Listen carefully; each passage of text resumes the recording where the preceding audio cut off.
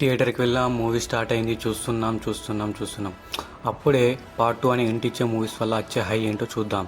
ఎలా అంటే కేజీఎఫ్ 1, 2 చూసాం, కానీ కేజీఎఫ్ 2లో కథం సినిమా అయిపోయింది అనుకునే లోపల పార్ట్ 3 రివీల్ చేసి ఒక హై అంటే ఏంటో చూపించారు కేజీఎఫ్ 3 టీమ్ మేటర్స్. ఆ హైకి కేజీఎఫ్ 3 కోసం పిచ్చా వెయిటింగ్. అలా ఉంటుంది మరి ప్రశాంత్ నీల్ తోడి. ఇంకా అలాగే వాళ్ళ నెక్స్ట్ మూవీ సూర్యాది రోలెక్స్. అసలు విక్రమ్ మూవీ చూస్తున్నంతసేపు పర్లేదు, బాగానే ఉంది అనిపించింది.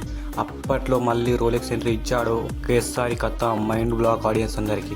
అదే రేంజ్లో మళ్ళీ ట్విస్ట్ బాహుబలి పార్ట్ 1 అందరూ చూస్తున్నారు, రాజమౌళి బాగానే తీశాడు, మంచిగానే వెళ్తుంది అనుకునే లోపట్ల పార్ట్ 2కి కట్టప్పే పొడిచాడు బాహుబలి అని తెలిసి ఆ ట్విస్ట్ తోడి థియేటర్ మొత్తం అల్లకల్లోలం అయిపోయింది. ఇదేంది ఇలా జరిగిపోయింది, మామ అనే వరకు మామే వెన్ను కొట్టు కొట్టడం పిచ్చి లేచిపోయింది థియేటర్స్లో అందరికీ. మీరు చూసాక మీకు ఏమనిపిస్తుందో కామెంట్స్లో చెప్పండి.